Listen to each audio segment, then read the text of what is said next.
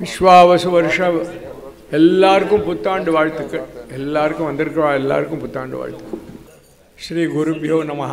கல்யாண் நகர் association இந்த மந்தவெளிப்பேட்டையிலேயே ராஜா அண்ணாமலைபுரம் பக்தஜன சபா மாதிரி one of the oldest associations. நல்ல ஆக்டிவிட்டி, ஃபுல் இயர் எல்லா ஃபங்க்ஷன்ஸையும் நல்லா நடத்தின்னு வர ஒரு அசோசியேஷன். இப்போ ராஜா அண்ணாமலைபுரம் பக்தஜன சபா அவளோட சேர்ந்து இங்கே இருக்கிற மெம்பர்ஸ் எல்லாம் அங்கே இருக்கா, 2 பேரும் சேர்ந்து நிறையா அவர் சொன்ன மாதிரி சனாதன தர்மத்துக்கு வேண்டிய எவ்வளவு காரியங்கள் பண்ண முடியுமோ அவ்வளவு ரொம்ப நன்னா பண்ணிட்டு வரா. அதுவும் சேர்ந்து பண்ணிட்டு வருது. இப்போ இந்த பல வருஷங்களாக all India Vishnu Sahasranama federation இங்கே அதை ஆரம்பித்து வைக்கிறதுங்கிறது ஒரு சம்பிரதாயம். புது வருஷத்தில் முதல் ஃபங்க்ஷன் விஷ்ணு சஹஸ்ரநாமம், அதுவும் ஆல் இண்டியா ஃபெடரேஷன் ஆரம்பிக்கிறது. இப்போ இந்த வருஷத்துலேருந்து நம்ம பக்தஜன சபாவும் சேர்ந்துட்டு ஆரம்பிக்கிறா. ஏன்னா அங்கேயும் நாங்கள் ஃபெடரேஷனும் பக்தஜன சபாவும் சேர்ந்து new year, English new year வரும்போது அங்கே 31 டிசம்பர் அதில் பண்ணால் ஃபஸ்ட்டு சண்டே அந்த மாதிரி பண்ணுவோம். அதே மாதிரி இதுவும் ஒரு நல்ல ஆக்டிவிட்டி, சேர்ந்து பண்ணுற ஆக்டிவிட்டி நல்லா இருக்கும். நல்லா இது மாதிரி நிறைய மேலே எல்லோரும் சேர்ந்து பண்ணணும். பண்ணால் தான் சனாதன தர்மம் மேலே வரும். அவர் சொன்ன மாதிரி அவள் சொல்கிறவ சொல்லிகிட்டே இருக்கட்டும், சனாதன தர்மத்தை ஒருத்தரும் ஒன்றும் பண்ண முடியாது. இதெல்லாம் வெறும் 700-800 வருஷங்களாக யாரெல்லாமோ இந்த தேசத்தில் எல்லாமோ முகல்ஸோ பிரிட்டிஷோ யார் வந்தாலும் சனாதன தர்மத்தை ஒன்றும் பண்ண முடியல. அது அப்படியே தான் இருக்குது. அது இன்னும் எத்தனை 100 வருஷம் இருந்தாலும் இருந்துகிட்டே தான் இருக்கும். அதனால் நம்ம தர்மத்தை ஒழுங்காக பண்ணிட்டு இருந்தால் அதை ஒருத்தரும் ஒன்றும் பண்ண முடியாது. அதனால் நம்ம அதை செய்யணும் அப்படின்னு கேட்டுக்கிறேன். இன்றைக்கி முக்கியமாக நம்ம சௌரமானம், நம்மளாம் சௌரமானத்தை சேர்த்து இதை தமிழ் புத்தாண்டு அப்படிங்கிறது சோலார் இதை சிஸ்டத்தை சேர்ந்தது. உகாதி இதெல்லாம் அந்த லூனார் சிஸ்டம் சேர்ந்தது. அதாவது இந்த சூரியனை சோலார் சிஸ்டம், பூமி சூரியனை சுற்றுறதை சேர்த்து இந்த நம்ம புது வருஷம் ஆரம்பம். சந்திரன் பூமியை சுற்றுறது சேர்த்து லூனார் சிஸ்டம், அவ சாந்திர மாதம். அதனால் நம்ம இன்றைக்கி முதல்ல இந்த சூரிய தேவதைக்கு ஆதித்ய ஹிருதயம் சொல்லிவிட்டு ஆரம்பிப்போம். அதனால் ஆதித்ய ஹிருதயம் சொல்லி அதுக்கப்புறம் லக்ஷ்மி அஷ்டோத்திரம், அதுக்கப்புறம் சஹஸ்ரநாமம், ஒரு ஆவர்த்தி தான் சஹஸ்ரநாமம், அப்புறம் மகாலட்சுமி அஷ்டோத்திரம், அதுக்கப்புறம் சாந்தி பஞ்சகம். அப்புறம் எங்களோட ரொட்டீன் இருக்குது. அது பிரகாரம் ஒழுங்காக வருஷம் சொல்கிற மாதிரியே எல்லாம் சேர்ந்துட்டுருக்கா நம்ம குரூப்பில்.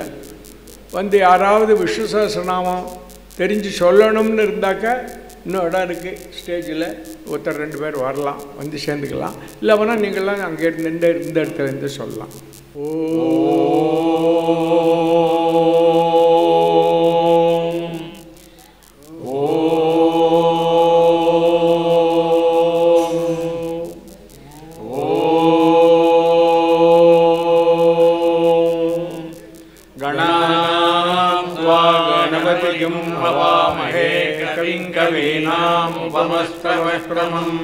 ज्येष्ठराजं ब्रह्मणां ब्रह्मणस्पद आनशृण्वन्नोतिभिस्सीदसादनम् श्रीमहागणपतये नमः।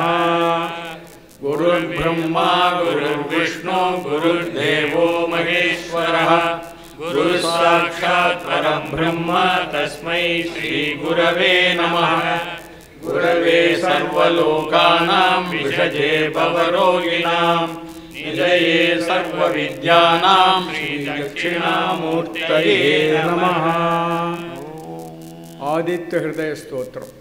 तथो युद्धपरिश्रान्तं समरे चिन्तया स्थितं रावणं चाग्रतो दृष्ट्वा युद्धाय समुपस्थितं दैवतैश्च समागम्य द्रष्टुमभ्यागतोरणम् उपागम्याब्रवीत् रामम् अगस्त्यो भगवान् ऋषिः राम राम महाबाहो शृणु गुह्यं सनातनम् येन सर्वानरीं वत्स समरे विजयिष्यसि आदित्यहृदयं पुण्यं सर्वशत्रुविनाशनम् ययावहं जपे नित्यम् अक्षय्यं परमं शिवम् सर्वमङ्गलमाङ्गल्यं सर्वपापप्रणाशनम् चिन्ताशोकप्रशमनम् आयुर्वर्धनमुत्तमम् लक्ष्मीमन्तं समुद्यन्तं देवासुरनमस्कृतम् पूजयस्व विवस्वन्तं भास्करं भुवनेश्वरम्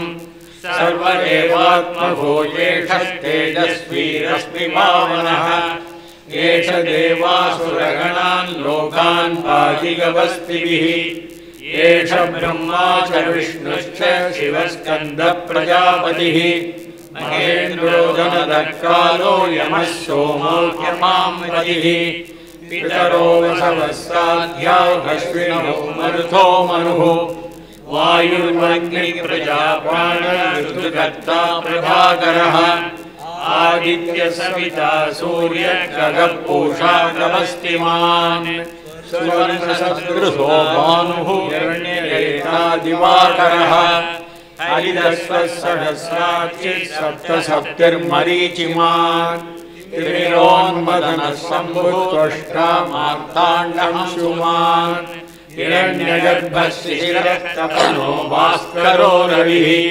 अग्निगर्भो अधिदेवपुत्रः सङ्गः शिशिरनाशनः योमनाथस्तमोपेदी ऋग्यजुःसामपारकः घनवृष्टिरवां मित्रो विञ्जवीति प्लवङ्गमः आतपी मण्डली मृत्युः पिङ्गलः सर्वतापनः कविर्विश्वो महातेजो रक्तः सर्वभवोद्भवः नक्षत्रग्रहाणाम् अधिपो विश्वभावनः तेजसामपि तेजस्वी द्वादशात्मा नमोऽस्तु ते नमः पूर्वाय पश्चिमायाग्रये नमः ज्योतिर्गणानां पतये दिनाधिपतये नमः जयाय जयभद्राय हर्यश्वाय नमो नमः नमो नमः सहस्रांशो आदित्याय नमो नमः नमोग्राय वीराय सारंगाय नमो नमः नमः पद्मप्रबोधाय मार्ताण्डाय नमो नमः ब्रह्मेशानाच्युतेशाय सूर्याय आदित्यवर्चसे भास्वते सर्वभक्षाय रौद्राय वपुषे नमः तमोघ्नाय हिमघ्नाय शत्रुघ्नाय आत्मने कृतघ्नाय देवाय ज्योतिषां पतये नमः तप्तचामीकराभाय वह्नये विश्वकर्मणे नमस्तमोभिनिघ्नाय ऋषये लोकसाक्षिणे नाशयत्येष वैभूतं तदेव सृजति प्रभुः पायत्येष तपत्येष वर्षत्येष गवस्तिभिः एष सुप्तेषु जागर्ति भूतेषु परिनिष्ठितः एष एवाग्निहोत्रं च बलं चैवाग्निहोत्रिणाम् वेदाश्च सर्वश्चैव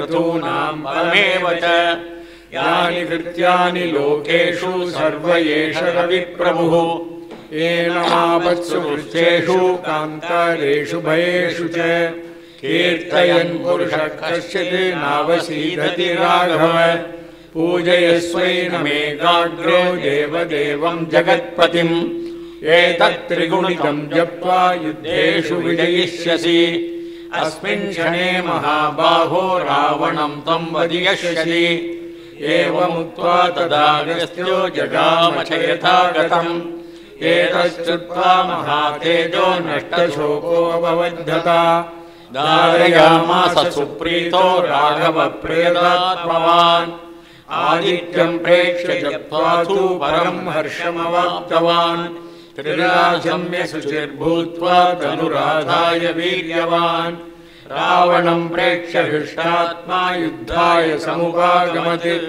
सर्वयत्नेन महता वदे तस्यद्वृतो भवति अथर्विरवदन्निरीक्ष्य रामं मुदितमना परमं प्रकृष्यमाणः निधिशरभजसंख्यं विदित्वा सुरगणमध्यगतो वचस्त्वरैः। इत्यार्षे श्रीमद् रामायणे वाल्मीकिये आदिकाव्ये युद्धकाण्डे आदित्यहृदयस्तोत्रं सम्पूर्णम्।